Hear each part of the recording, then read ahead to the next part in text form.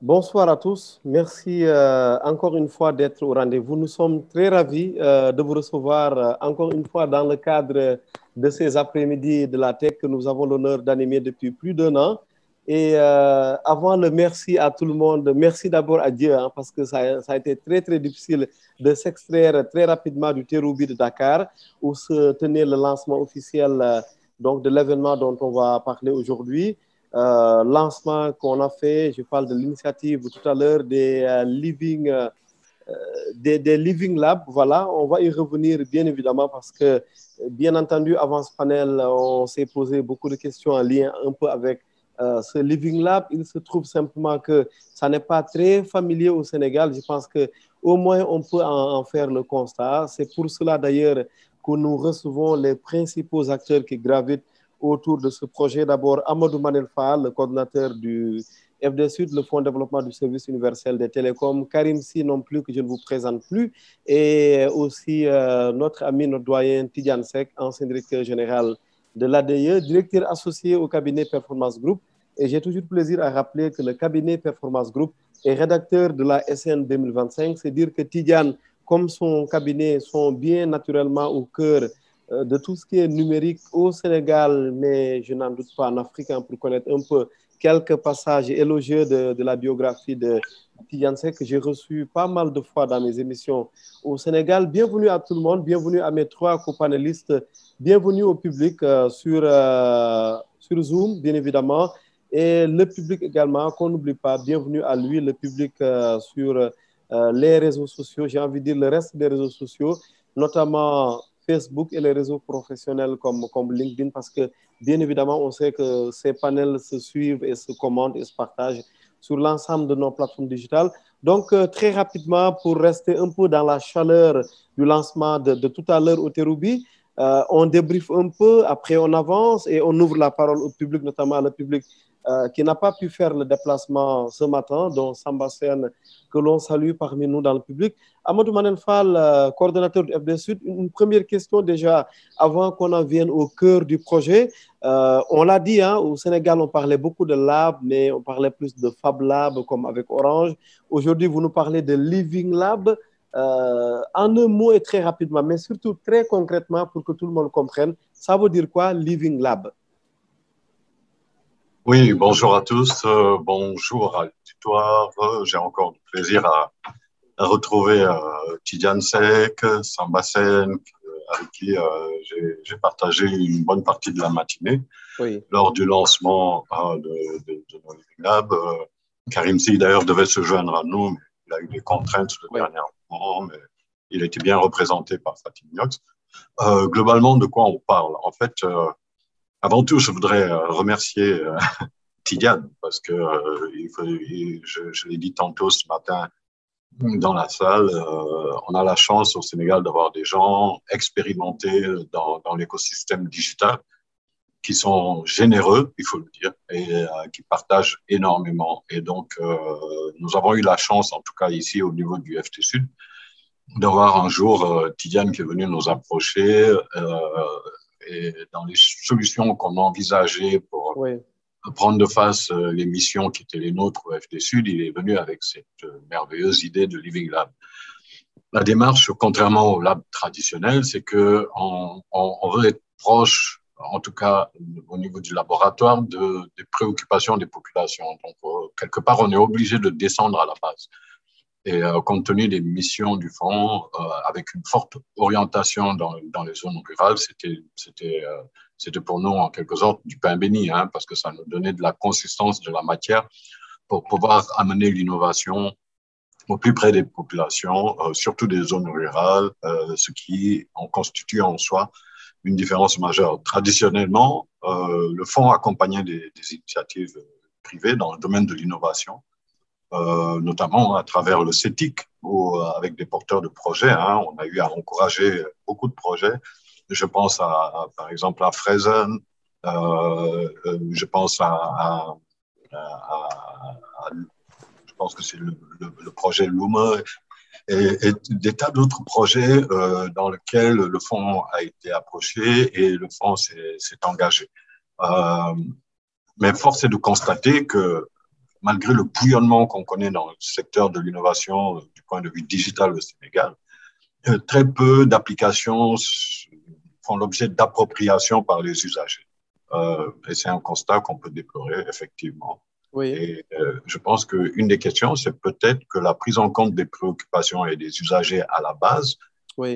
Est en décalage, pour ne pas dire en déphasage, mais en décalage avec les préoccupations ou les besoins des populations. Et donc, le Living Lab est un excellent prétexte justement pour corriger ou remédier à cela, c'est-à-dire partir de la base des préoccupations des usagers dans un cadre d'innovation qui soit ouvert.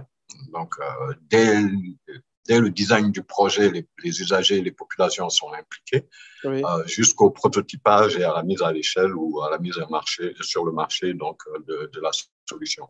Et cette expérience enrichissante que nous souhaitons mener à travers les Living Labs réunit en même temps à nouveau tout l'écosystème, que ce soit dans le domaine académique, celui de la recherche, les sciences, etc. Nous avons effectivement réussi.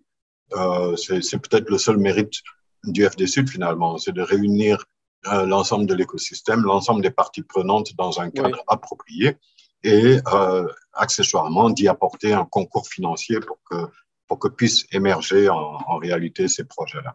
Oui. Voilà. Oui, merci beaucoup Amadou Manel Fall, coordinateur du FD Sud. Je vais rester un peu sur la définition toujours, parce que bien évidemment, j'imagine qu'on ne connaît pas très bien ces Living Labs ou Labs au Sénégal. Une fois le projet finalisé, il devrait ressembler à quoi? Autrement dit, c'est quoi un Living Lab sur le terrain concrètement? Comme ça, on sera mieux fixé. Il faut imaginer peut-être, je pense que Karim, compte tenu de son expérience collaborative, pourrait revenir là-dessus, Tidiane, etc. Nous en sommes à l'étape de base, vraiment. Je veux dire, on n'a pas le recul de l'expérience pour apporter des réponses très claires, très nettes et très affirmatives. Nous sommes en phase d'expérimentation, comme l'a dit d'ailleurs tout à l'heure Tidiane, assez modestement. Et on ne peut pas prétendre aujourd'hui, en tout cas à notre niveau, nous, au FD Sud, apporter des réponses très fermes et très tranchées sur cette question. Mais ce que je peux très clairement dire, c'est que moi, je rêve, par exemple, qu'une solution comme le mobile money, qui répond à une préoccupation des populations locales sur le transfert d'argent, sur le fait d'être bancarisé ou non bancarisé, a pu trouver sa place. Et ce genre d'innovation, on en a besoin. Mais on en a besoin aussi pour le développement de nos communautés, on en a besoin pour capter et valoriser de la richesse, on en a besoin pour asseoir le dynamisme d'une économie numérique dans nos pays. Et en même temps, ça répond à une autre préoccupation, c'est que aujourd'hui, dans ce monde digitalisé, ce qui crée de la valeur, ce qui est essentiel, c'est finalement le contenu. Les infrastructures, nos États font beaucoup d'efforts avec les opérateurs pour ça, mais l'essentiel de la valeur ajoutée est capté malheureusement par des sociétés qui sont étrangères et qui ont cette innovation qu'ils mettent en place. Je donnerai un exemple tout simple qui est WhatsApp, qui est un formidable outil aujourd'hui dont les gens ne savent pas se passer.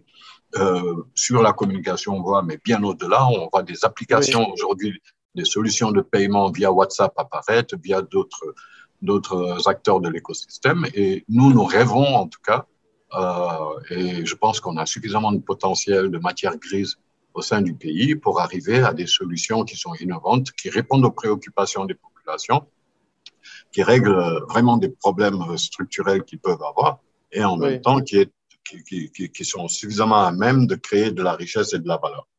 C'est tout l'objectif souhaité, encore une fois. Et si vous me dites à quoi ça va ressembler, c'est un espace physique dans lequel on essaie de réunir le maximum de parties prenantes, d'aborder ensemble les préoccupations qui peuvent être locales ou géographiques, d'avoir une communauté scientifique et de développeurs à même de nous aider dans la recherche de solutions, le prototypage et la mise sur le marché de ces solutions, qu'à nouveau ces solutions fassent l'objet d'une appropriation par les usagers, par la communauté, et qu'elles soient à même de créer de la valeur et de la richesse pour la communauté. En définitive, je crois qu'on aura bouclé la boucle mais de manière très simple et schématisée, Oui. voilà un peu ce que ça pourrait, à quoi ça pourrait ressembler. En tout cas, merci, hein, merci beaucoup, Amadou Manel Fall. Le public aura noté ton humilité. Je pense que c'est quand même quelque chose à saluer, bien évidemment, parce que, comme vous le dites, hein, comme vous le rappelez, ces Living Labs ne sont pas très courants comme appellation au Sénégal. Naturellement, on va apprendre et qui sait, Inch'Allah, peut-être d'ici 5 ans, 10 ans, on se retrouvera là à débriefer un peu les premiers pas un peu de ces Living Labs, d'autant plus qu'on le rappelle, sûrement, tu vas y revenir, Manel, que la phase pilote va durer 3 ans. Elle va concerner 4 régions. Tidjane Seck? Oui, merci. Je vais prendre la balle au bon, toujours Oui. dans le sens de trouver une définition simple et opérationnelle. Oui. De mon point de vue, les Living Labs, il ne faut pas aller chercher très loin dans la complexité. Même le dire en français, quelquefois simplifié, c'est un laboratoire vivant. Un laboratoire vivant dans le sens où le vivant s'adapte à des situations et c'est de ça dont il s'agit. Plus concrètement, oui. Je vais prendre un exemple. Vous savez, au Sénégal, on a, je crois, depuis plusieurs années, lancé des projets d'aquaculture. On est un pays de pêche. On a ici ou là, à l'intérieur du pays, des problématiques, disons, de déficience ou de manque dans notre alimentation, de manque de protéines. Et pourtant, on a des lacs et des marigots, des bassins de rétention. Nous avons à côté des chercheurs universitaires. Oui. À l'université de Dakar, il y a, pour appuyer le centre océanographique, on a maintenant un institut chargé de la pêche et de l'aquaculture. Les Kaolakois viennent de dire tout à l'heure, ils ont dit que dans leur université, ils ont également ces préoccupations liées à la pêche et à l'aquaculture. Eh bien, ce qui se passe, c'est qu'on a des chercheurs qui savent comment faire vivre et multiplier des alevins, c'est-à-dire donc des œufs de poisson qui les transforment en petits poissons, avec plusieurs variétés. Ensuite, ils vont sélectionner les variétés les plus riches en protéines qui vont avoir une croissance très rapide avec une alimentation naturelle qu'on peut trouver sur place. Voilà. Donc, ces chercheurs, ils travaillent dans leur coin. Et puis, par ailleurs, tu as des privés qui sont sur le terrain, qui essaient de faire de l'aquaculture. Mais après, il y a de la mortalité. Quelquefois, ils mettent des pesticides ou bien des antibiotiques et on se retrouve avec des produits inadaptés, etc. Et donc, l'affaire ne prend pas. Le Living Lab, c'est de dire, bon, voilà, on a un écosystème du côté de Saint-Louis, par exemple, où les gens font de l'aquaculture. Ils le font à vase clos. On va demander aux universitaires de Saint-Louis d'apporter leurs connaissances en termes de recherche. On va demander aux populations, peut-être de Guet-Dar, qui sont des pêcheurs, de venir apporter leurs connaissances sur les migrations des poissons qui viennent de la mer pour aller dans des zones de frayère au Sénégal, dans le fleuve Sénégal. Nous avons des Tchoubalos, ce sont les populations qui sont au nord du Sénégal, enfin sur le fleuve, du côté de Matam, oui. Les pêcheurs, qui ont aussi leur propre expérience. Il s'agit donc de mettre en place tout ça dans le cadre d'un laboratoire collaboratif. Et ce laboratoire-là, ce n'est pas un lieu, ça peut même être tout un département ou une région. Donc, on met en situation tous les acteurs qui tournent autour de la question et on va introduire les nouvelles technologies pour tout optimiser. On va optimiser la recherche, on va utiliser du big data pour faire des calculs et arriver à disons, à des données statistiques sur quelles sont les meilleures qualités de poissons. On va faire des mesures sur des longues périodes pour voir si on met par exemple du tilapia, en combien de temps ça va grandir, si on change l'alimentation, combien de temps on peut avoir des poids, etc. etc. Tu vois bien que ici, dans la démarche, on voit bien qu'on met dans une communauté autour du Living Labs tout un ensemble d'acteurs qui, au départ, ne se connaissaient pas et ne travaillaient pas ensemble. On les met ensemble pour qu'ils travaillent. On ne s'arrête pas là. On va en même temps demander aux acteurs étatiques, au secteur privé, à la société civile, de venir aussi donner leur point de vue, de participer, de faire de la facilitation. C'est ainsi que, par exemple, des structures comme FD Sud, et qui ne font pas de poisson, mais vont venir avec les nouvelles technologies et apporter leur petite contribution. C'est de l'autre côté des gens qui sont spécialisés dans les chaînes de valeur, de dire, bon, attendez, OK, il faut sélectionner les poissons, mais après, ces poissons-là, il faut créer tous les mécanismes pour avoir une chaîne de valeur complète, les chambres froides pour conserver les poissons, les circuits de distribution, les études de marché, où est-ce qu'on a besoin de ce type de poissons au Sénégal, comment commercialiser, et là, on commence à avoir la valeur. Voilà, donc quand Manel disait tout à l'heure, l'objectif quand même, c'est de créer un contenu qui a de la valeur. Voilà, on a bouclé la boucle. C'est juste dans cet exemple-là, on peut montrer comment une dynamique collaborative de terroir et collective, mais qui allie à la fois la science, les usages et la connaissance autochtone, comment on peut arriver à faire en sorte qu'une chaîne de valeur puisse émerger et être durable. Parce qu'en fait, c'est ça aussi, c'est le caractère durable, c'est le caractère préservation de la nature, préservation de l'environnement, le fait d'utiliser des produits bio, parce que c'est ça aussi le développement. Donc, c'est tout ça qu'il faut mettre en place. Je termine en disant que il ne faut pas oublier aussi un autre élément important. Je l'ai dit tout à l'heure, c'est le cadre juridique et le cadre qui permet à la chose d'éclore. Évidemment, on va avoir un marché concurrentiel. Peut-être qu'on va prendre un certain nombre de mesures spéciales pour faire en sorte que ces jeunes pousses-là, qu'on puisse les materner pour que le processus puisse aller plus loin et que ça soit un succès. Donc, il faut ce qu'on appelle les Anglais des incentives. Donc, il faut qu'on prenne des mesures d'accompagnement à tous les niveaux, au niveau juridique, au niveau économique, au niveau fiscal, au niveau environnemental, pour que tout ça prenne. Alors, une fois que j'ai dit ça, il y a quand même, et ça c'est mon dernier point, c'est que la place de la technologie doit être une place particulièrement importante, parce qu'il s'agit de montrer que la technologie peut transformer les méthodes, peut transformer l'économie, peut transformer des secteurs, et c'est là où on cherche la pertinence. Voilà. Donc en gros, résumer de façon concrète ce que, à mon sens, on pourrait décrire comme un Living Labs. Ce que je viens de dire pour l'aquaculture, à la limite, on peut le décliner dans n'importe quelle autre activité socio-économique. Oui, et après vous avoir écouté Tidiane Seck, quelle est finalement la différence entre un Living Lab et un incubateur, par exemple? Ah, il y a une grande différence. Et souvent, un incubateur, c'est juste une entreprise. Tout à l'heure, Manel a parlé du CETIC. Bon, le CETIC, nous avons tous ceux qui sont ici, d'ailleurs, ont été partie prenante dans la mise en place du CETIC.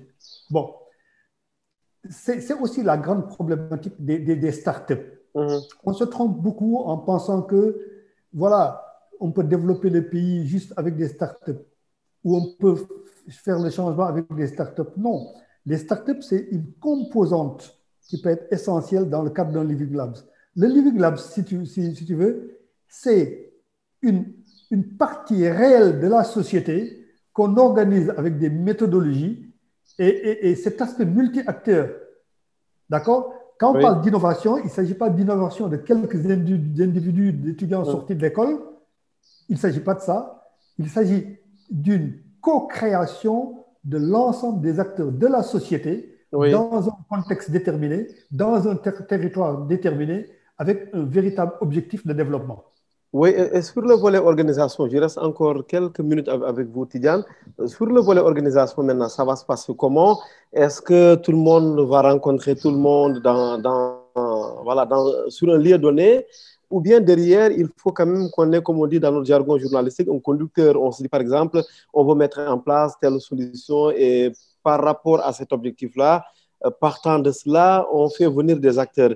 Sur l'aspect organisationnel, clairement, ça va se passer comment? Je vais dire deux choses là-dessus. La première, c'est pour paraphraser ce que Manel disait tout à l'heure. On est dans un cadre d'expérimentation. Donc, l'organisation fait partie du processus de co-construction. C'est une démarche participative et la manière dont les gens vont s'organiser dépendra réellement des dynamiques internes qui vont se passer au sein du groupe. Ça, c'est la première chose qu'on peut dire. Donc, c'est très difficile de répondre à la question comme ça. La deuxième chose qu'on peut dire, c'est que si aujourd'hui vous dites, je regarde les producteurs d'oignons, et comment ils sont organisés? Tu ne vas pas dire, on va tous les mettre en place dans une salle ou dans un lieu. Non. C'est une véritable organisation de filière avec des acteurs qui mènent leurs activités. Mais ce qui est organisé, c'est comme une sorte de superstructure qui est en haut avec des connexions. Ils vont avoir des représentants. Ici, voilà, on est en train de tâtonner, on est en train de dire, écoutez, mais il faut commencer par quelque chose. On a dit, on va mettre en place un comité scientifique. On va mettre en place un comité de projet. On va chercher des acteurs membres, donc des gens qui sont motivés pour commencer. Oui. On commence juste par ça. Mais nous-mêmes, nous ne savons pas réellement qu'est-ce que la communauté va inventer comme forme d'organisation. Ça fait partie de ça aussi. On fait confiance en l'intelligence des dynamiques communautaires pour créer ce qui n'existe pas aujourd'hui. Merci. Merci beaucoup, Tidjana. Je vois que je suis très pressé. Je vois que je veux brûler toutes les étapes qui sont là, qui vont venir naturellement. Karim Sy, un regard sur un peu ce projet, vu de l'entrepreneur, vu du multi-entrepreneur que vous êtes, fondateur de Jocolab par ailleurs. Particulièrement fondateur de Jocolab, oui. voire même ancien président de Digital Africa. Je pense que c'est une initiative qui est vraiment la bienvenue. Je pense, comme l'a dit Tidiane, il y a déjà deux mots-clés. Le premier, c'est l'humain, et le deuxième, c'est le territoire. Il faut voir dans l'histoire de l'innovation, c'est qu'en fait, l'innovation à l'origine, en tout cas les grandes innovations qu'on fait des tournants, c'était les grandes entreprises. Et petit à petit, on a vu des startups qui les ont challengées, et d'ailleurs des startups qui sont devenues elles-mêmes des multinationales, quand on voit comme Google ou autre. Alors, c'est plus aussi facile que ça maintenant, parce que beaucoup de places ont été prises, mais en fait, ça participe à une évolution qui a été rendue possible par l'usage des technologies. Qui a amené des nouvelles pratiques de consommer, qui a amené des nouvelles pratiques sur le faire, et donc qui a amené des approches qui permettent de disrupter des secteurs entiers. Donc en fait, on voit bien que l'innovation est sortie des laboratoires bien feutrés de recherche, etc. Première étape. Deuxième, on a le MIT qui a commencé à populariser des approches qu'on appelait de design thinking, où on a associé avant. Un informaticien, il s'enfermait dans son sous-sol et il faisait son logiciel. Aujourd'hui, de plus en plus, on interagit avec les bénéficiaires ou avec les usagers, ou avec donc les clients futurs. Et donc, dès ce moment-là, on a un échange. Cet échange, pour qu'il soit facilité, on a des designers des nouveaux métiers qui sont créés, du design, où on a mis des gens qui, par des petits dessins, on voit même d'ailleurs quand les gens préparent leur projet de start-up, maintenant on a des systèmes Business Canva et consorts qui permettent de représenter par des dessins de manière fun. On met les gens autour d'une table et on travaille son projet. Et donc, mais c'est extrêmement réfléchi derrière. Maintenant, ce qu'il faut voir, c'est que ça restait quand même des projets très privés.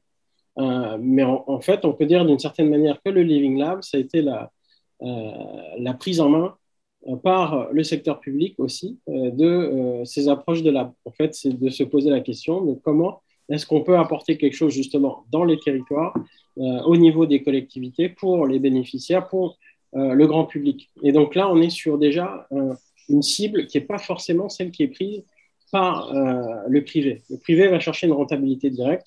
Dans un living lab, on va d'abord se poser la question de qu'est-ce qu'on apporte comme usage dans un territoire.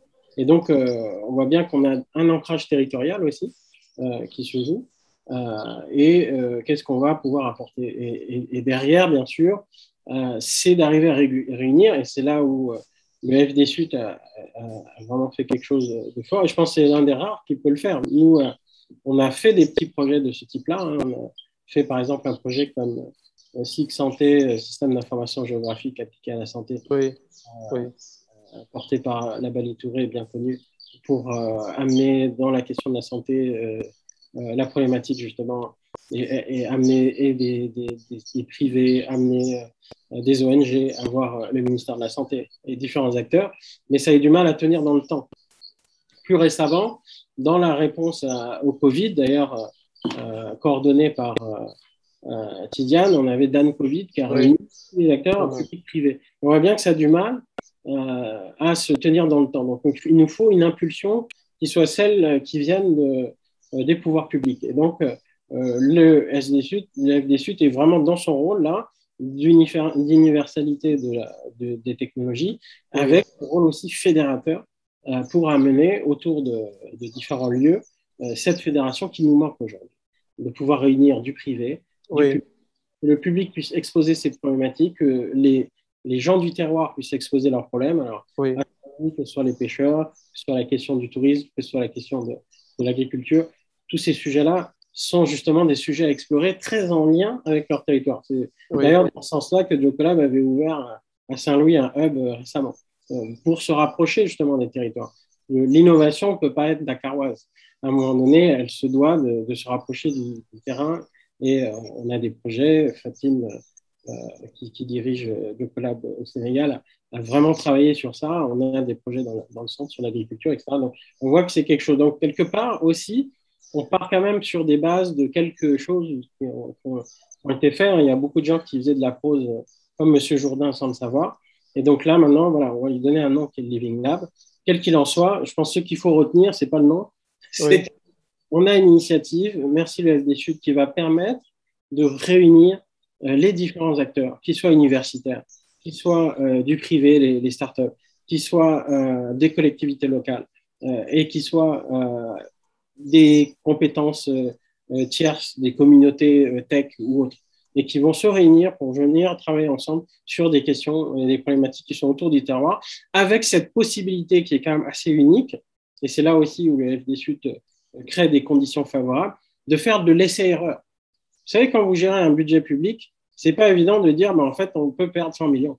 Donc, allez l'expliquer au président. Au ministère des Finances. Mais l'innovation passe par l'essai-erreur. Donc, on doit échouer, malheureusement, pour arriver et tranquillement avancer et tracer sa route. Le FD Sud a pris ce pari dans un cadre qui est organisé, qui est celui justement d'une méthodologie des Living Lab. Donc, ce n'est pas non plus complètement dans le désordre. Il y a une démarche. Cette démarche-là, il faut que l'expérience que nous tous pourrons apporter permette de l'africaniser et de le sénégaliser. Et c'est là que l'ancrage va se faire. Ça peut être une greffe, parce que cette greffe va prendre le Living Lab. Vous savez, le Living Lab en Europe, c'est parti de la Finlande. Hein. Et vous voyez bien que, par exemple, en France, on va parler plus de tiers-lieux, il y a moins de Living Lab, etc. Donc, on voit bien que c'est aussi des approches culturelles.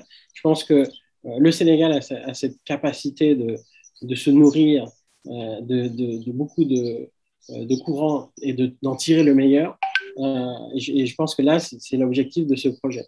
Et cette initiative-là, avec donc un portage neutre que nous apporte le public, je dois dire que personnellement, je l'attendais. Donc, je suis très content de le voir se déployer sur 4 territoires différents. Donc, aussi, cette possibilité les conditions de Gigansor, c'est nous, on avait un hub à Gigansor, on l'a fermé, on est en partenariat. Et donc, c'est difficile. Ce n'est pas des conditions faciles. Saint-Louis, je vous ai dit qu'on a ouvert, mais on avait déjà ouvert, on a refermé. Donc, c'est des conditions difficiles. Là, on se donne un certain confort avec un projet pilote, certes, avec un minimum de moyens, il faut les saluer, qui sont là pour 3-4 ans, et donc qui permettent de se donner aussi cette profondeur de temps qui va permettre d'enclencher quelque chose, et charge à tous les membres, parce qu'en fait, je pense que l'enjeu, il est là, et je suis sûr que M. Manel nous attend sur ça. Oui. Comment tout le monde va pouvoir justement aussi participer, parce que c'est un pot commun. Vous savez, c'est quelque chose que nous, on a souvent expliqué sur Joko, malheureusement, ce n'est pas compris, et c'est pour ça que je dis, et j'ai bien tiré de l'expérience de Joko Lab, que l'expérience doit être portée par le public. On ne comprend pas que Joko Lab, c'est un but non lucratif. Et donc, mais les gens ne comprennent pas. Ils vont dire où tu fais ton argent, où ça passe. Il y a toujours un petit doute qui est là, etc. Là, le public est là. Il y a une organisation à mettre pour permettre de fédérer tous les acteurs. Les acteurs sont là. On sait qu'il y a l'envie, hein, on les voit, hein, on est tous là. Ousmane, tu les invites régulièrement. Oui. Il faut passer à cette étape. On arrive à fédérer l'écosystème, que ça devienne un réel écosystème qui travaille ensemble et qui fait des choses ensemble, pas juste des événements ensemble, mais qui commence à travailler, innover ensemble et faire émerger des solutions.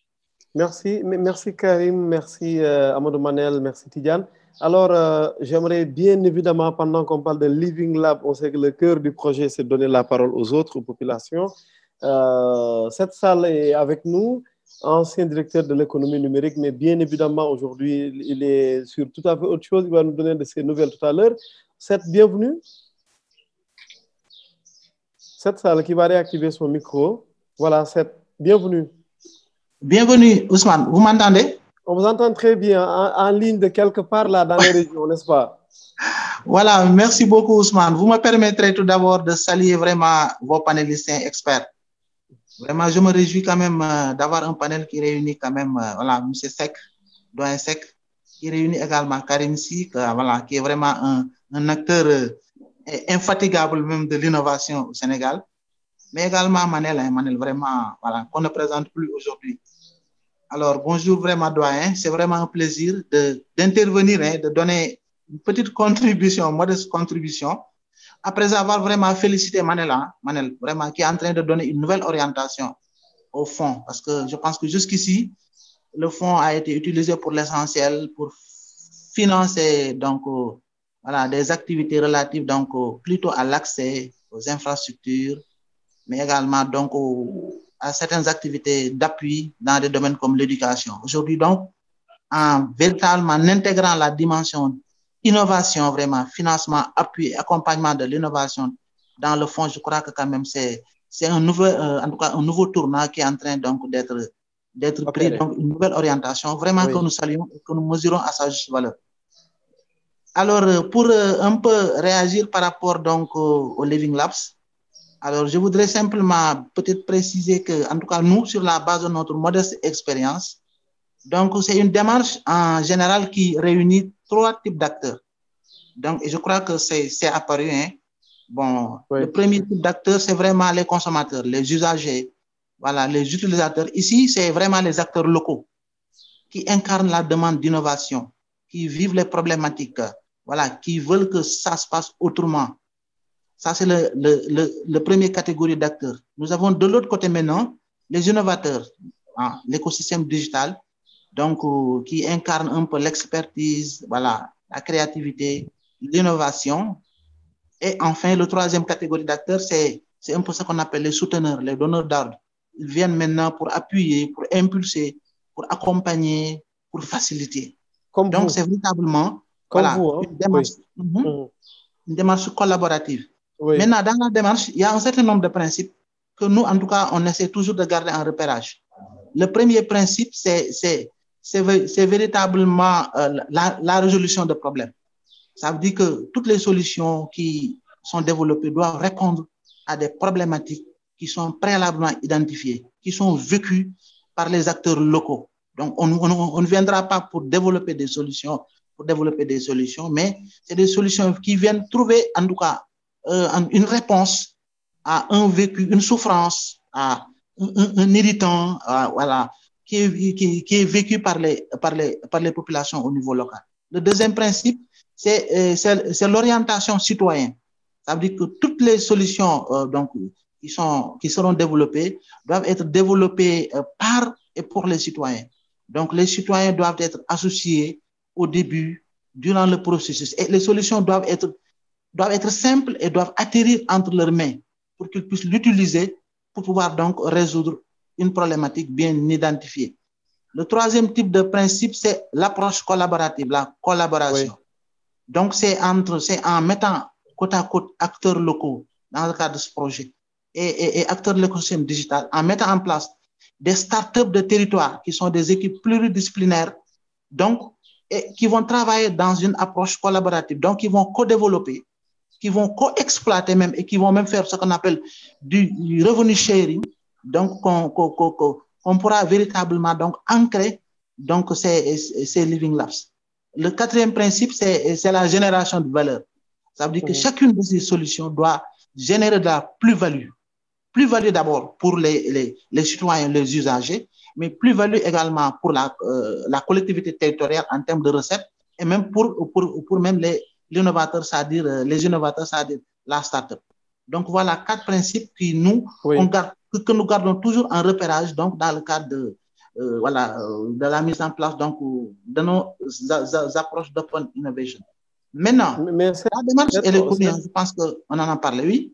Oui, en fait, on aimerait bien savoir, hein, vous avez déjà travaillé sur un tel concept, ça vous semble tellement familier? Oui. Dans le cadre du programme Post-Challenge que tout le monde connaît, d'accord, oui. Voilà, on a travaillé dans cette approche parce qu'on est un peu dans l'open innovation, donc on est là pour un peu interconnecter les startups et les grands groupes. Donc, dans le cadre de la Poste, on avait travaillé avec une entreprise publique. Donc, actuellement, avec le ministère de la Justice, on est un peu en train de travailler aussi pour interconnecter, un peu mettre en place des startups d'État qui interconnectent donc les startups, les innovateurs et l'administration. Mais même dans le cadre des territoires, on a déjà initié un programme qu'on appelle Alliance Startup du territoire. Et donc, on avait même commencé à faire des missions d'empathie, des missions d'immersion dans certains territoires, comme à Matam, à Nioro.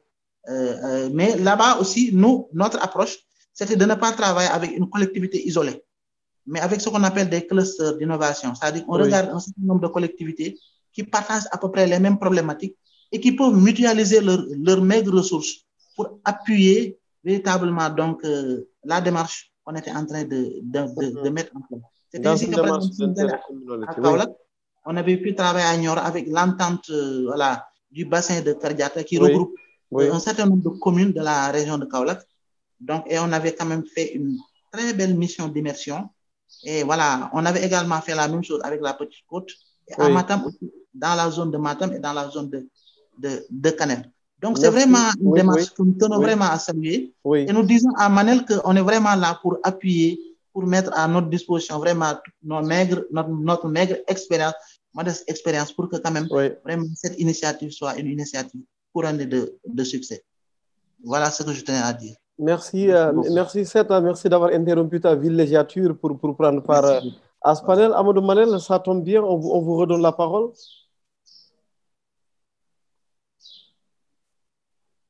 Manel Fall. Oui, merci beaucoup. Merci à Seth, merci pour cette disponibilité manifestée. Et cela nous soulage et nous conforte en même temps.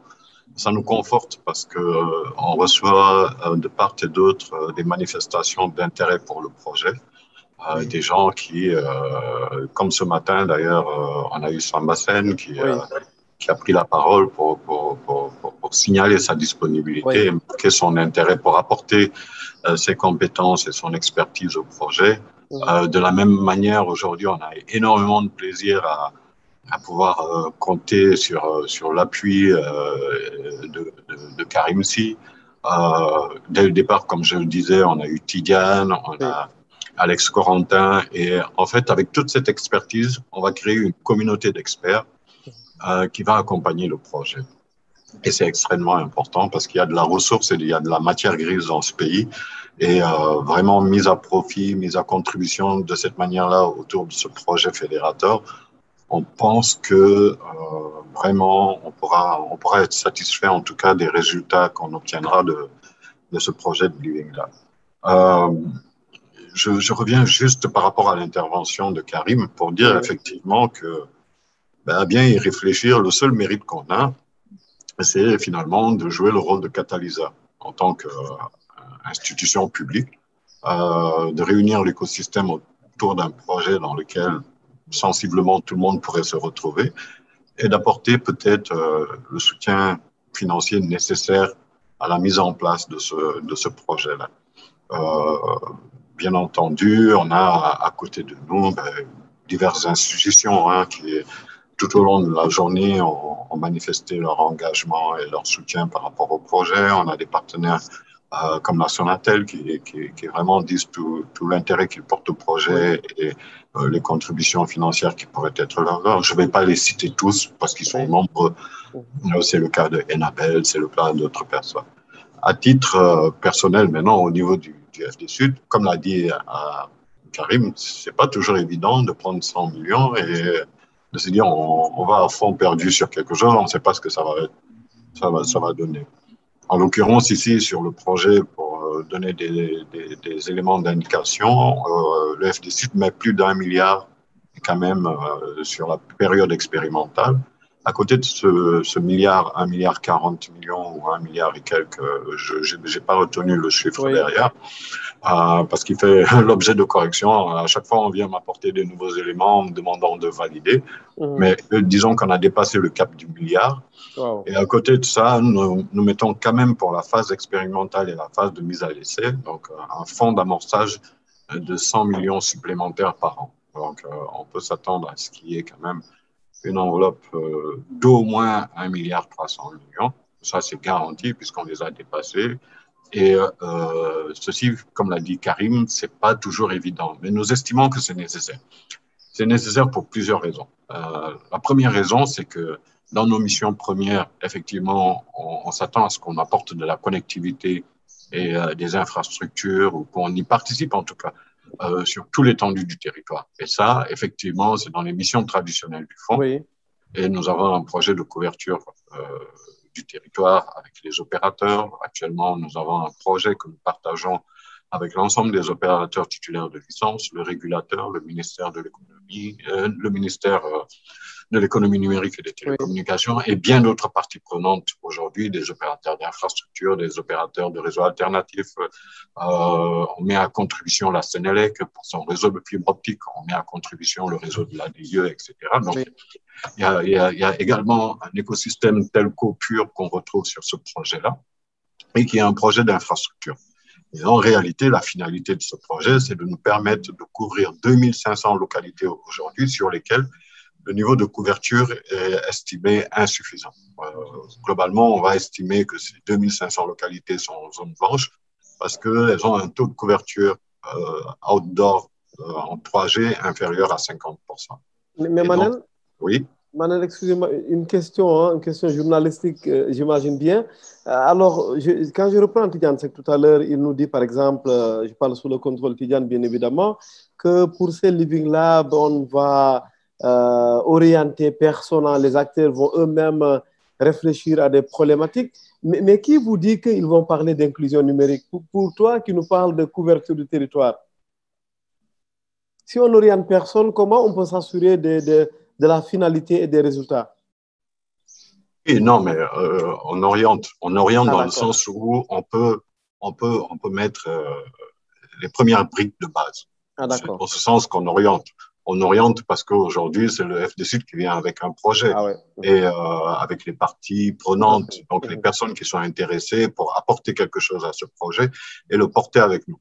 C'est une façon d'orienter. Et puis, on oriente en disant le projet, pour qu'il réussisse, il faudrait peut-être qu'il y ait un comité scientifique, il faudrait peut-être qu'il y ait un comité de gestion, il faudrait lui trouver un cadre.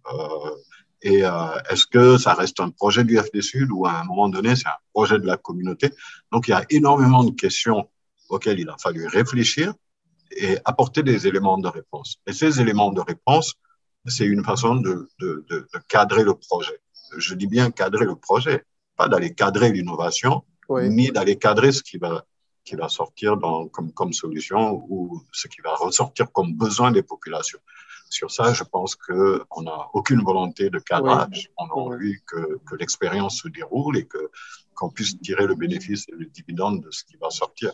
Oui. A priori, on ne sait pas. Mais Oui. par contre, il est nécessaire, par exemple, de cadrer. Moi, si on me dit qu'il faut mettre 5 milliards sur la table, bah, je suis obligé de dire je n'ai pas 5 milliards à mettre dessus.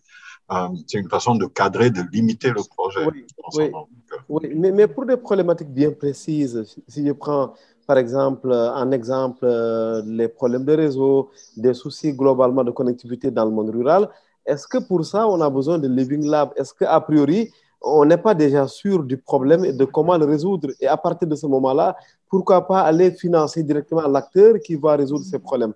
Ou bien j'ai réfléchi un peu en tant que journaliste.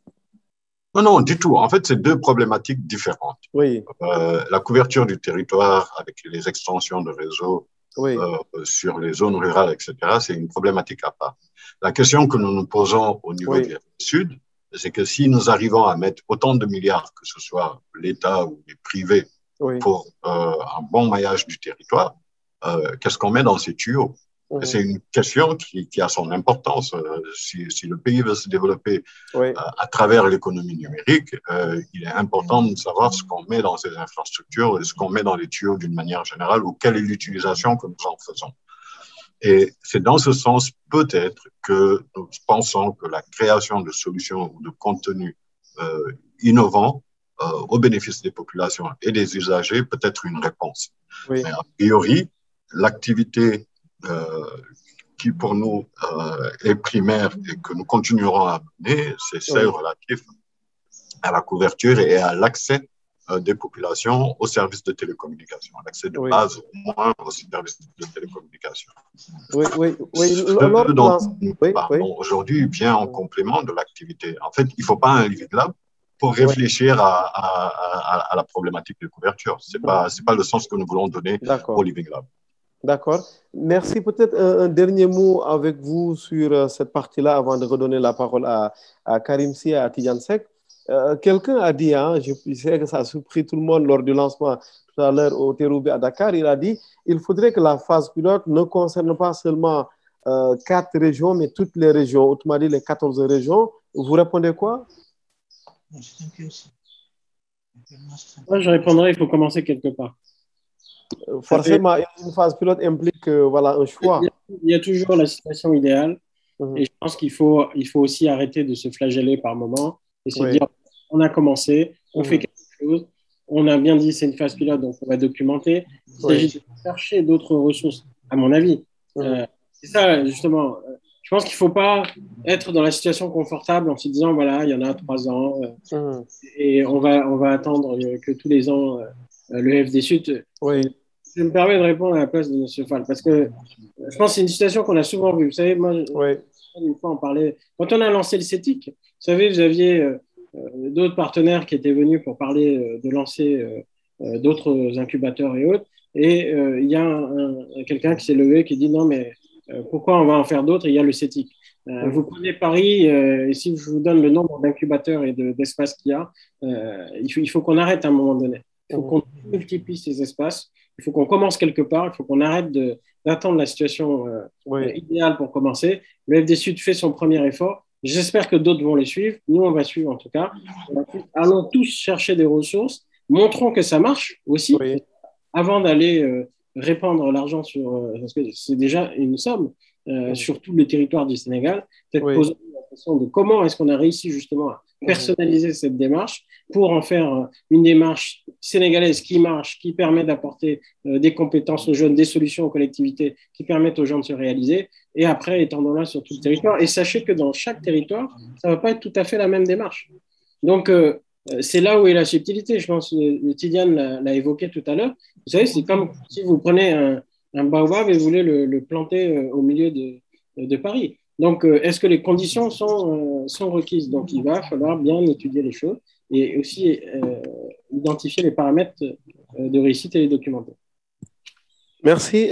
Merci beaucoup, Karim Sy. On en revient vers Amadou Manel, peut-être pour poursuivre un peu avant de redonner la parole à Tidiane Seck. Oui, je ne sais pas sur quel point vous voulez que j'intervienne de manière précise. Oui, Oui, merci d'avoir posé la question. Ça permet de ne pas être trop vague. Oui, sinon je vais être trop long parce que j'ai beaucoup de choses à dire. Mais ça tombe bien. Allez-y, Amadou Manel, parce qu'il ne faudrait pas que je vous oriente non plus. Non, non, mais en fait, de manière très claire, aujourd'hui, nous, on trouve qu'il y a une pertinence à mener ce genre d'initiative.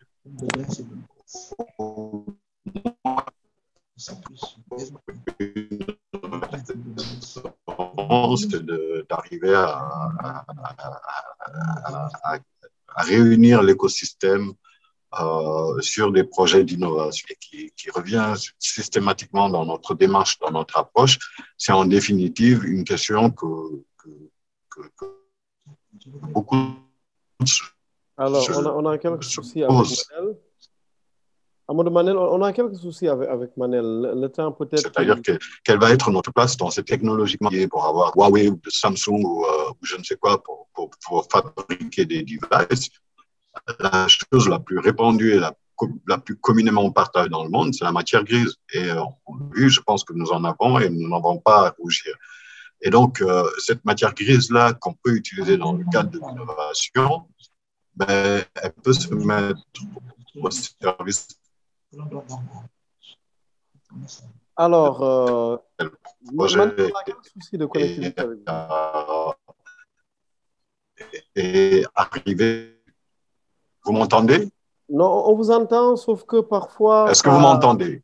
Oui, là, ça va. Il y avait un souci de réseau. Alors, Manel? Allô?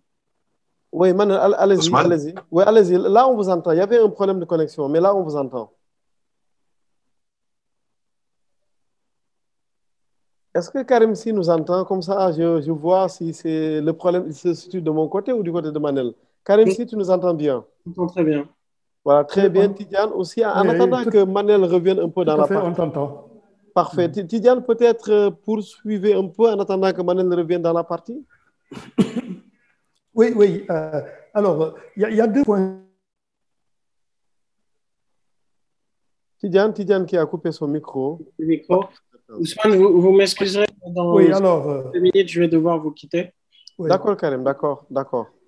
Oui, alors, il y a peut-être deux points que je voudrais aborder à l'instant. Oui. Vous savez, on a beaucoup parlé de Living Labs, mais le Living Labs, on peut se poser la question, c'est quoi son cadre juridique? C'est quoi cet objet? C'est une entreprise? C'est une association? On s'est posé la question. Okay? Et là, je voudrais vraiment insister sur l'aspect expérimental des choses.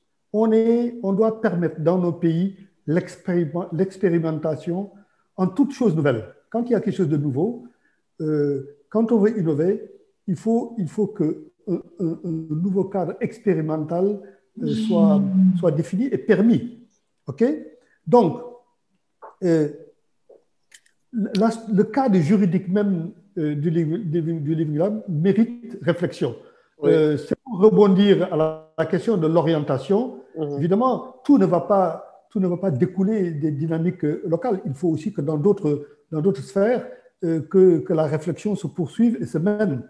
Donc voilà, donc ça c'est un point important. J'en ai beaucoup discuté avec Karim dans le cadre de Dan Covid notamment. Il y a matière importante à réfléchir sur quel cadre juridique, quel ancrage juridique il faudra donner à cette innovation. Je ne sais pas ce qui s'est passé dans les autres pays, mais le sujet, c'est que nous devons inventer nous-mêmes le cadre qui s'y est et qui correspond à nos besoins. Le deuxième point, et je vais en terminer pour ma part, personnellement, je jugerai le succès de l'opération Living Labs le jour où, à la suite d'un échec,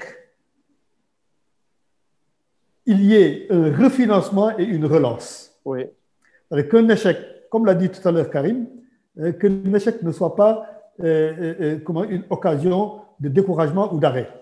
On va surveiller les échecs, les analyser et rebondir, parce que ce n'est que comme ça qu'on pourra progresser. Merci beaucoup. On revient un peu vers Manel. Peut-être une première question, Manel, après je vous laisse dérouler un peu pour les idées que vous auriez en tête. Actuellement, comment vous allez vous y prendre pour le lancement et le démarrage un peu de ces Living Labs dans les régions, dans les 4 régions, pour la phase pilote? Mais d'abord, il faut savoir qu'il y a un travail préalable qui a été Oui. fait pendant 1 an. Mhm. Pendant 1 an, nous avons sillonné les régions, nous avons rencontré des universitaires, nous avons rencontré des collectivités locales, des maires, des présidents de conseils régionaux ou départementaux. Nous avons rencontré des communautés, nous avons été dans des projets existants, que ce soit le PRODAC, que ce soit la NIPEL, que ce soit... Mais vraiment, on a été un peu partout pour essayer de rencontrer les différents acteurs, partager avec eux notre souci ou nos souhaits par rapport à ces projets. Et cette démarche qui a pris 1 an aboutit aujourd'hui à cette période de lancement où nous avons pu identifier les principaux intervenants dans le cadre de ce projet en ce qui concerne les 4 régions qu'on a identifiées et retenues. Et ma foi, on va maintenant vers l'implémentation, en sachant déjà que les autorités politiques locales qui s'engagent dans le projet ont identifié des lieux pour abriter les Living Labs. Certains nécessitent des frais, des travaux d'aménagement ou de réaménagement, etc. Nous allons procéder à ceci. Chose importante, nous avons signé des conventions et des protocoles avec l'ensemble des parties prenantes pour essayer au moins, comme on le disait tout à l'heure, de mettre un minimum de cadre, de fonctionnement en tout cas. Et puis, ma foi, après, il faudra équiper tous ces lieux et puis appeler les communautés à réfléchir sur leurs problématiques, sur les difficultés qu'ils rencontrent et ensemble essayer de mettre un mécanisme pour aller vers des approches de création. Et au bout, nous espérons que l'exercice, en tout cas, va se poursuivre jusqu'aux prototypes qui vont être élaborés. Mais il est important de souligner également qu'à côté de ça, il y aura des plateformes collaboratives qui vont être mises en place pour les Living Labs et qui permettront au Living Lab de Saint-Louis d'échanger avec les autres Living Labs qui auront été retenus, à des communautés qui sont à la périphérie du projet de pouvoir également participer sans doute à des échanges et puis de constituer une base de données et une ressource finalement qui pourra être exploitée dans divers projets. Je pense que, comme on l'a souligné, chaque région a ses spécificités, a ses besoins, mais il n'est pas exclu que les mêmes problématiques puissent être rencontrées dans d'autres géographiques et qu'à ce moment-là, l'expérience et la ressource qui aura été capitalisée et contenue dans ces plateformes-là puissent servir ailleurs. En tout cas, c'est une grande aventure, en tout cas pour le FD Sud. Mais encore une fois, elle répond à un besoin parce que, vous savez, il y a beaucoup de choses. Hein, je veux dire, la plupart des outils que nous utilisons aujourd'hui, in fine, comme la plateforme sur laquelle nous sommes aujourd'hui, elle répond à un besoin, c'est évident. Mais la valeur ajoutée, elle ne nous appartient pas. Et toutes les ressources qui ont été déployées, que ce soit le réseau, que ce soit la bande passante, la connectivité, etc., finalement, ne servent que les intérêts d'autres. Et c'est une problématique. Et parfois, on passe à côté. Et nous pensons en tout cas que pour une fois, aujourd'hui, on peut avoir le souci de déployer des infrastructures pour répondre aux problèmes de couverture, de connectivité. Mais ce qu'on va faire dans ces infrastructures est tout aussi capital et tout aussi important. Et nous pensons en tout cas que avoir des solutions qui répondent aux besoins des populations et des usagers va nous permettre, in fine, que ces populations et ces usagers-là s'approprient ces outils-là et que finalement, la valeur ajoutée créée nous serve à nouveau. Donc, vraiment, on est dans cet exercice-là et ma foi, c'est un exercice qui est ouvert. Donc, mais ouvert dans tous les sens du terme. Et, toutes les bonnes volontés, toutes les initiatives pourront vraiment se joindre au projet. Et encore une fois, on n'en est qu'à la phase pilote, mais l'expérience devra être reproduite sur l'ensemble du territoire national, parce que l'innovation peut venir de partout. Les problématiques au nord peuvent ne pas être celles du sud, à l'est peuvent ne pas être celles de l'ouest, etc. Et franchement, moi, je rêve, je rêve vraiment qu'on ait une solution qui donne lieu à un usage révolutionnaire dans le domaine du numérique. Et que cette solution qui aura été développée à Nangalma, par exemple, puisse se retrouver dans tous les smartphones du monde. Pourquoi pas? Si on y arrive, on aura gagné. Si on échoue, au moins, on aura eu le mérite de mettre ensemble une communauté, d'avoir créé ce réseau d'échange, de réflexion, de travail et de capitaliser sur quelque chose qui, de toutes les façons, si ça n'aboutit pas à des solutions, à des prototypes, à des produits et services innovants, vont au moins permettre de nourrir, d'enrichir une communauté et un écosystème, comme on dit, en dehors des conférences et des réunions auxquelles nous sommes souvent appelés. Tout à fait. Encore qu'il se dit que l'échec n'existe pas, il faut essayer au sens un peu des startups. Alors, très rapidement, en 2 secondes, Amadou Manel, parce que je pensais à la diaspora et Pape Gorgui Touré fait bien de lever la main. On lui donne la parole dans quelques secondes après ces 2 questions de ma part. La première, le cadre juridique, Tidjane en parlait. Vous l'envisagez comment? Et puis, quel va être le rôle de la diaspora? Parce que jusqu'ici, j'ai compris que c'est Living Lab. Ils sont à envisager au sens de la géographie, autrement dit au Sénégal. Et qu'en est-il un peu de notre diaspora? La diaspora, en tout cas, à notre sens, n'est pas exclue. Nous pensons que la diaspora est très attachée à ce qui se fait localement. On le sait tous.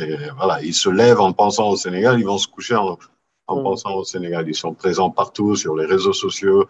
Ils ont l'oreille vissée sur la presse locale, le regard orienté vers la presse.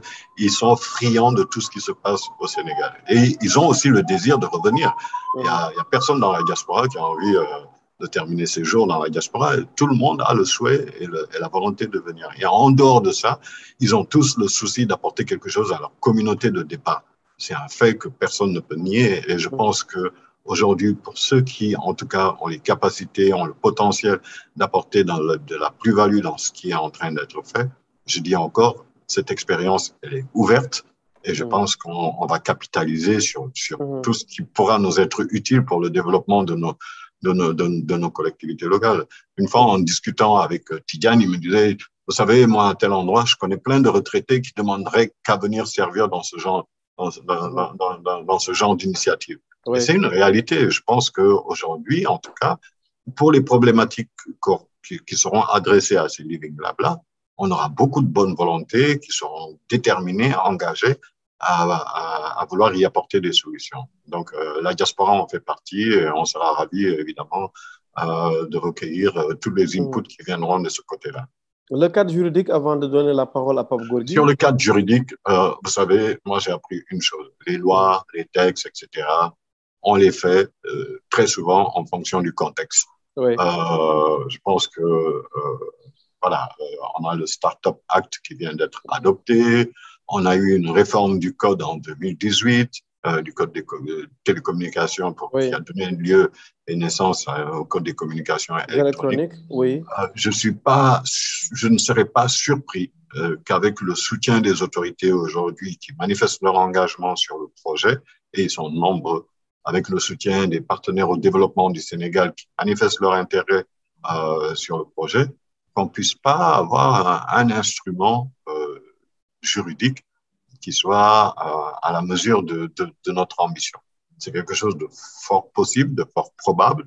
Et là, on a un soutien réaffirmé de notre ministère de tutelle, le ministère de l'économie numérique et des télécommunications. Mais au-delà, il y a un ancrage et un portage institutionnel très fort. Et nous pensons qu'il est effectivement possible qu'un projet de loi portant création des Living Labs, puisse se retrouver un jour sur la table du législateur si on en sent le besoin.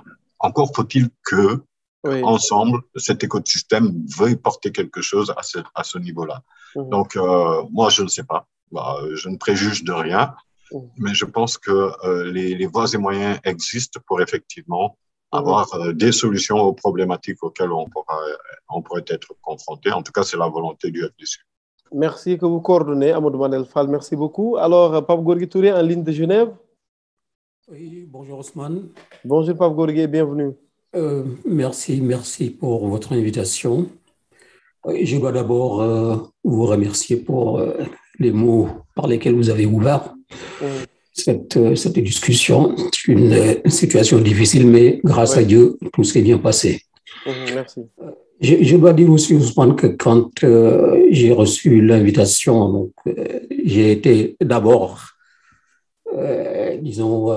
mon attention a été attirée par le nom de Amadou Manel Fall, parce que tous les Amadou Manel sont mes oncles. N'est-ce pas? C'est la grande famille des Fall, donc de Lambaye, etc. Bon, mais je ne vais pas insister. Nous ne nous connaissons pas. Je ne connais pas les autres intervenants non plus. Mais j'étais tellement heureux de les entendre parce que réellement, donc nous avons la chance d'avoir un pays dans lequel il y a tellement de compétences, tellement de qualité de ressources que lorsque nous autres qui sommes de ce côté-ci de la Méditerranée, nous voyons tous les jours des reportages que l'on fait dans les pays, dans nos pays. Et chaque fois, on vous emmène donc un petit Français ou un petit Belge voilà. J'ai vu un reportage il n'y a pas longtemps, simplement sur quelqu'un qui fait du jus de bouillie. C'est comme si, donc, en fait, c'était une découverte absolument extraordinaire. Et qu'on voyait donc mais c'est un tout petit Français là-bas qui fait du jus de bouillie. On envoie la deuxième chaîne de télévision pour aller faire tout un reportage là-dessus. Il l'appelait pain de singe.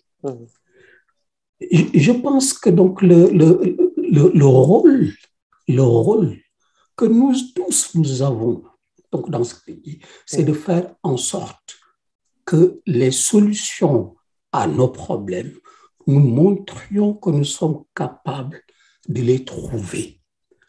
Sans être, sectaire.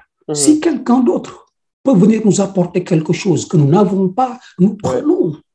Mais ce que nous avons, nous devons le mettre donc dans le panier d'abord. Nos problèmes ne peuvent être bien résolus dans les meilleures conditions que si nous-mêmes nous participons aux solutions.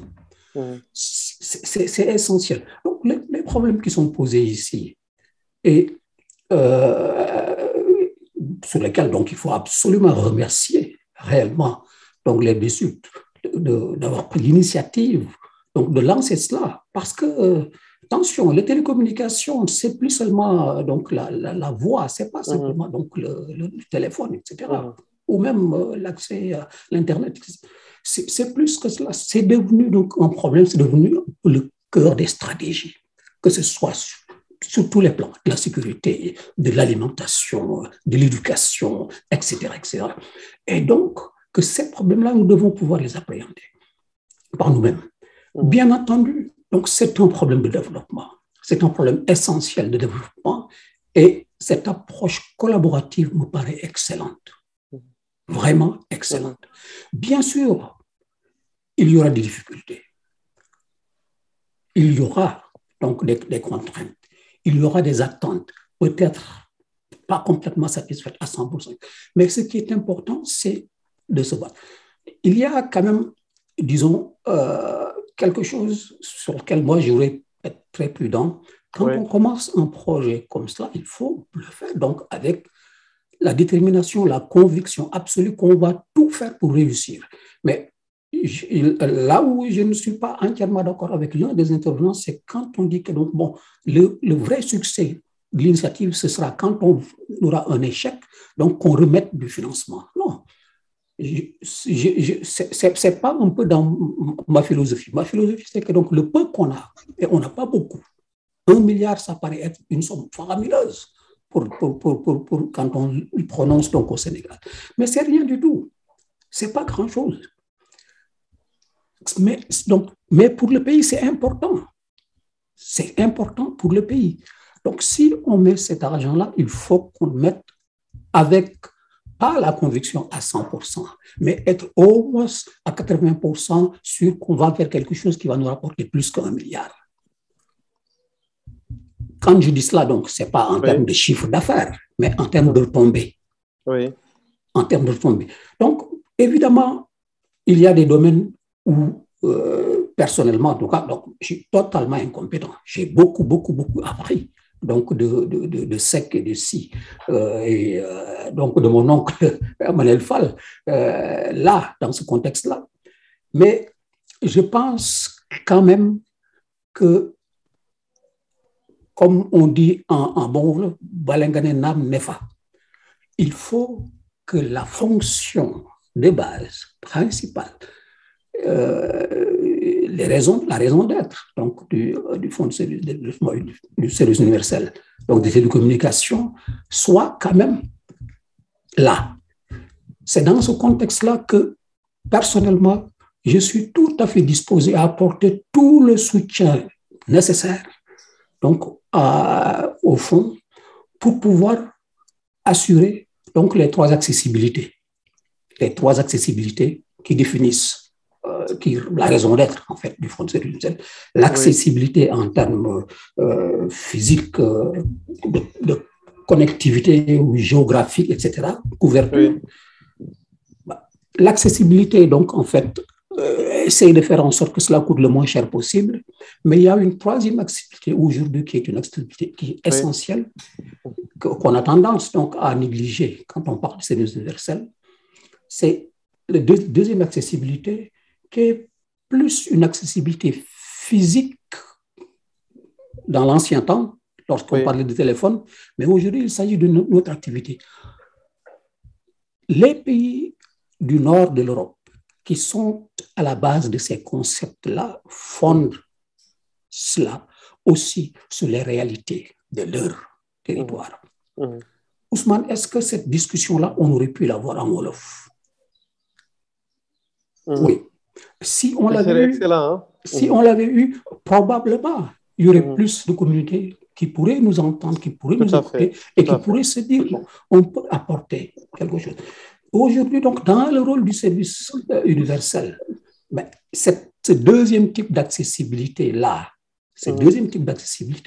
est extrêmement important pour que le réseau de télécommunications ne soit plus simplement donc une infrastructure, mais soit simplement en fait un réseau qui permet de faire communiquer des idées et des valeurs, d'apporter donc des connaissances du développement, ainsi de suite. Je ne veux pas rentrer dans tous les détails.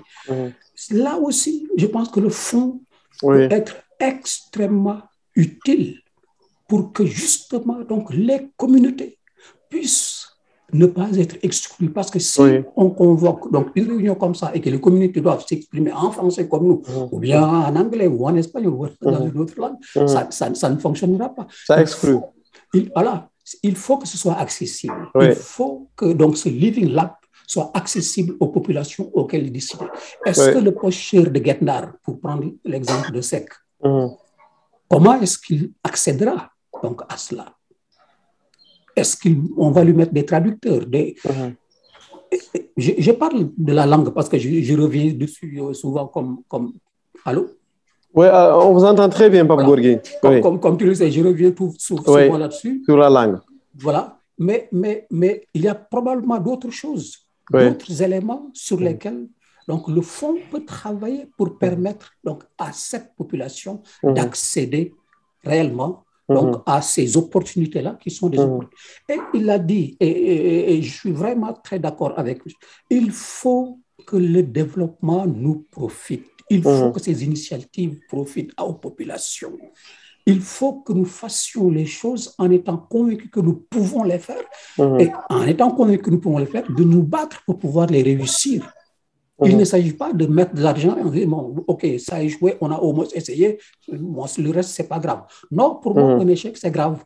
Mais ce n'est pas parce que l'échec est grave qu'il ne faut pas tenter. Donc, il faut y aller et se battre pour faire, ensuite, se donner le maximum de chances possibles de réussir. Donc, si les conditions sont réunies pour pouvoir aller donc dans une telle direction, en tout cas pour ce qui nous concerne, nous nous investissons totalement en ne demandant rien à personne et en soutenant réellement donc, ce mois en y contribuant donc, autant qu'on nous demandera de le faire, mais à condition de nous orienter vers quelque chose qui a des chances de fonctionner. Merci, Voilà, merci infiniment, Pape Gorgui. Merci pour la générosité.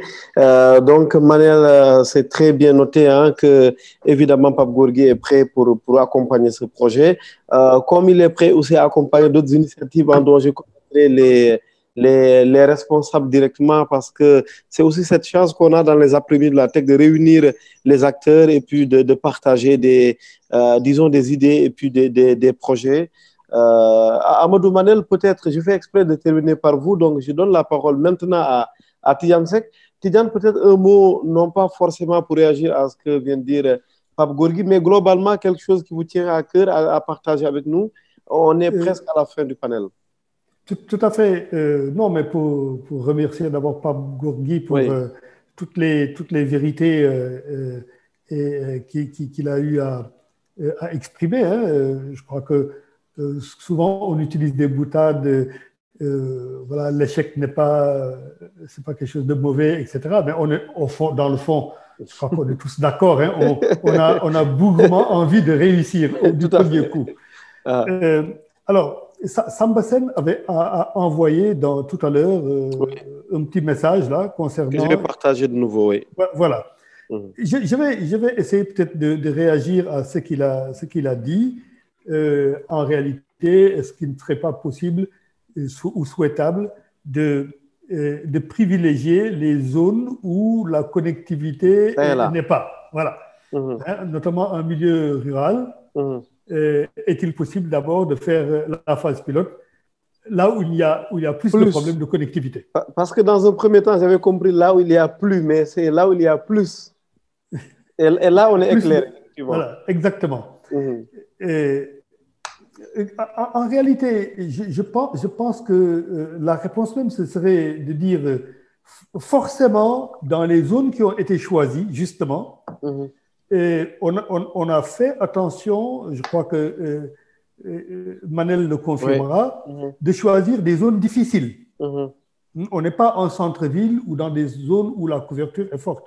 Au contraire, on est dans des zones rurales, dans des zones d'agriculture, dans les périphéries des villes, etc. Et donc, certainement, ce problème de connectivité sera là et il va falloir trouver les solutions pour les surmonter. Finalement, au fond, c'est une histoire d'espace-temps. La connectivité, pour moi, c'est ça. Il n'y a aucun endroit au monde où on a une connectivité à 100%. Peut-être avec les satellites, les futurs satellites qui vont arriver, on va avoir une couverture intégrale de tout endroit dans le monde. Bon. Mais enfin, aujourd'hui, ce que je peux dire, c'est qu'il n'y a pas un seul endroit du territoire où on est loin d'un endroit où il y a une connectivité. Voilà. Donc, ça veut dire qu'avec des mécanismes purement techniques, le offline, etc., la possibilité d'avoir maintenant des capacités de stockage absolument incroyables de manière autonome, ça permet effectivement, à temps différé, de stocker des informations, de se déplacer un peu, d'être dans une zone de connectivité et de se mettre à communiquer. Donc pour moi, la réponse à la question de Samba, c'est bien sûr oui, il faut privilégier l'expérimentation dans les zones difficiles pour que le résultat final soit le plus pertinent possible, et en tout cas le plus généralisable possible. Voilà. Merci Tidiane. Amadou Manel, un mot en réaction à ce qui a été dit, et puis un mot pour nous dire après la suite, elle va se faire comment? Parce que bien évidemment, à partir de ce mercredi 22 septembre, on sera tous focus FD Sud et focus particulièrement sur votre projet dont on aimerait avoir des nouvelles. Oui, merci. C'est vrai, Tidiane a répondu à la question par rapport à la connectivité en zone rurale. Je l'ai dit tout à l'heure et je vais peut-être le redire. Oui. Nous n'abandonnons pas les missions premières de couverture du territoire qui sont celles assignées au FDC. Mais parallèlement à cela, nous pensons que sur le développement d'applications, de solutions et de contenu pour les usagers au quotidien et les populations sénégalaises, il y a nécessité de faire quelque chose en termes d'accompagnement. Voilà, c'est pour l'usage finalement de ces infrastructures qui vont être déployées. Et je l'ai dit, on a un ambitieux projet d'ici 2025, c'est de couvrir 2500 localités. J'avoue que si nous y arrivons, c'est pratiquement la même durée que celle du projet Living Lab. La question de la connectivité, en tout cas à cette échéance-là, ne se posera plus, on l'espère, par rapport à une problématique générale de couverture du territoire, d'accessibilité, de connectivité, etc. J'ai raté une bonne partie de l'intervention de Sambacène parce que mon réseau était de notre doyen Gorgui Touré. Je crois l'avoir rencontré à Genève pendant mes multiples déplacements à l'UIT, à l'Union internationale des télécoms. C'est peut-être une erreur de ma part, je ne sais pas, mais c'est peut-être possible. Je crois que je l'ai quand même rencontré à Genève, je ne suis pas sûr. Ben voilà. J'ai raté une bonne partie de son intervention, c'est dommage. J'aurais peut-être eu l'occasion d'échanger avec lui au-delà de cette émission et bénéficier de son expérience. Je sais qu'il est intervenu régulièrement dans des missions auprès de l'ARTP et peut-être aussi que j'ai dû le croiser lorsque j'étais à l'ARTP. Globalement, où est-ce qu'on va après cette période-là? Je pense vraiment qu'on va inviter tout le monde à faire un pas en avant dans la mise en place effective des Living Lab, de s'engager. C'est important que de manière formelle, les gens s'engagent dans ce projet. Et puis au-delà, nous allons vers un déploiement, que ce soit au niveau des infrastructures qui ont été retenues, en termes d'équipement, en termes de connectivité, etc. Et qu'on commence à organiser les travaux et les communautés autour de ce qui est essentiel, c'est-à-dire les problématiques et les solutions à y apporter. Je pense que le soutien qu'on a du monde académique viendra nous renforcer, les start-upers, les entreprises privées. On a d'ailleurs Optic qui était présent aujourd'hui dans nos travaux, qui représente le secteur privé et qui pourrait effectivement être d'un apport capital dans la phase de mise sur le marché des solutions, etc. Et sur le financement, nous sommes conscients que par rapport à l'ambition, c'est peu. Mais il y a une mise de départ qui est celle du fonds. Aujourd'hui, il y a un regard particulier de partenaires financiers sur le projet. Ils attendent de voir les choses se dérouler, se développer, certainement pour se joindre à nous. Et en dehors de ça, nous savons que les entreprises sont plutôt orientées R&D outsourcé, donc tout ce qui est recherche et développement outsourcé. Je pense que ça commence à bien prendre à ce niveau-là et nous pourrons compter sur le soutien de certains groupes, certaines entreprises qui aujourd'hui peuvent trouver intéressant les initiatives qui sont prises ça et là en ce qui concerne le Living Lab. Je ne pourrais pas terminer sans remercier encore une fois toutes les personnes qui se sont mobilisées. Et je le disais tantôt, on a été qu'un catalyseur en fait par rapport à cette initiative.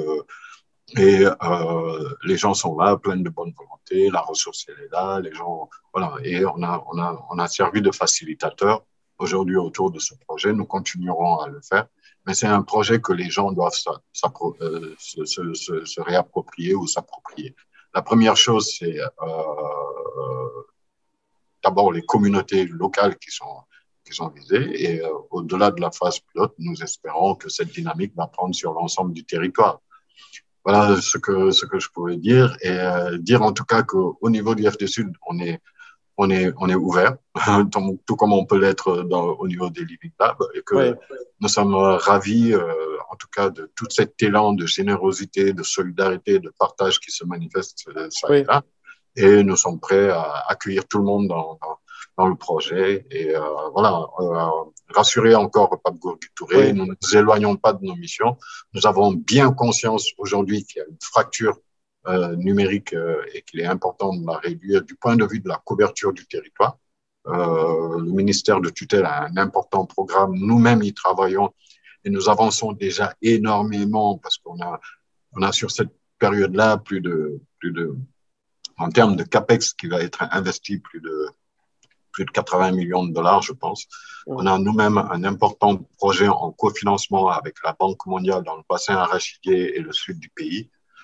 sur à peu près une enveloppe de 24 millions de dollars en ce qui concerne les infrastructures et la connectivité. Oui. Donc, nous sommes bien conscients qu'il est essentiel d'avoir une bonne connectivité et d'avoir des infrastructures sur l'ensemble du territoire pour pouvoir mener à bien tout ce qui va suivre. Mais dès le départ, nous pensons qu'il nous est possible, effectivement, de quand même mener de front cette dynamique sur les contenus, sur les usages et sur la nécessité de poser les bases d'une innovation ouverte dans le cadre de cet écosystème. Voilà ce que je pourrais rajouter et puis et encore une fois me tenir à votre disposition. Merci beaucoup Amadou Manel, merci Tidiane, merci Karim Seck. C'est que je désoriente l'ensemble du public avec cette infographie. Si tout va bien, comme me le dit un doyen dans la presse, il ne neige pas, Inch'Allah, mercredi prochain. Nous serons le 29 septembre 2021 et puis nous allons poursuivre en quelque sorte la thématique de cet après-midi autour du thème aménagement numérique du Sénégal, quelle équité territoriale et sociale. Et là, on va aller beaucoup plus en profondeur à Amadou Manel en recevant l'ensemble des acteurs des télécoms principalement, comme vous pouvez le voir sur cette infographie, sûrement avec quelques réaménagements pour les panélistes, mais l'idée est que nous avons programmé ce panel pour le mercredi prochain. On a un peu hésité en quelque sorte parce qu'il se trouve qu'il y a un autre agenda officiel qui travaille un peu sur un gros atelier sur l'aménagement numérique du territoire. Nous avons pensé qu'en journaliste, c'était important d'y aller en avant-première pour faire le point un peu sur cet aménagement numérique du territoire, avec notamment une agence dont justement le cœur de métier, c'est l'aménagement du territoire. Il s'agit bien sûr de l'ANAT, l'Agence nationale de l'aménagement du territoire. Et comme vous pouvez le voir, il y a les autres acteurs, à quelques exceptions près, quelques confirmations, notamment pour le ministère des Télécoms, que nous allons devoir opérer. Mais à part cela, nous aurons les opérateurs, l'ARTP, l'EFD Sud, représenté par son coordinateur ici, le directeur général de l'ANAT, et tant d'autres acteurs. Vous serez édifiés, Inch'Allah, d'ici mercredi prochain. Merci Tidiane, merci pour cette belle plage. On en a tous besoin parce que ça fait très, très, très chaud à Dakar cet après-midi. Merci Amadou Manel Fall. Merci Karim Si qui s'est libéré un peu plus tôt. Merci à l'ensemble du public pour être encore une fois au rendez-vous. Et pour nous, bien évidemment, au-delà d'être une fierté et une marque de générosité, pour nous, c'est un challenge qu'il faut chaque mercredi réunir les acteurs autour de l'essentiel avec des croisements de regards parce que pour nous, c'est important. Et pour me répéter, après ce panel, si les acteurs veulent bien des mises en relation, nous sommes vraiment ouverts pour faire un mail, mettre en relation tout le monde parce que c'est ce qui nous fait mouvoir aussi. Merci à l'ensemble des panélistes. Merci au public. On vous retrouve donc, Inch'Allah, mercredi prochain. Nous serons mercredi 29 septembre 2021. D'ici là, notamment sur notre compte LinkedIn, vous pourrez suivre un peu toutes les annonces que nous faisons déjà au quotidien, que nous allons faire pour spécifiquement ce panel. Je partage avec vous le lien de mon compte LinkedIn où j'espère être très présent parce que pour nous, c'est important, c'est un espace professionnel. Encore une fois, ce panel fera l'objet d'un replay dans quelques heures, Inch'Allah. Merci encore. Bon après-midi à tout le monde. Rendez-vous le dernier mercredi de septembre, Inch'Allah. Bon après-midi. Merci beaucoup. Merci à tous. Merci Ousmane. Merci, au revoir. Merci.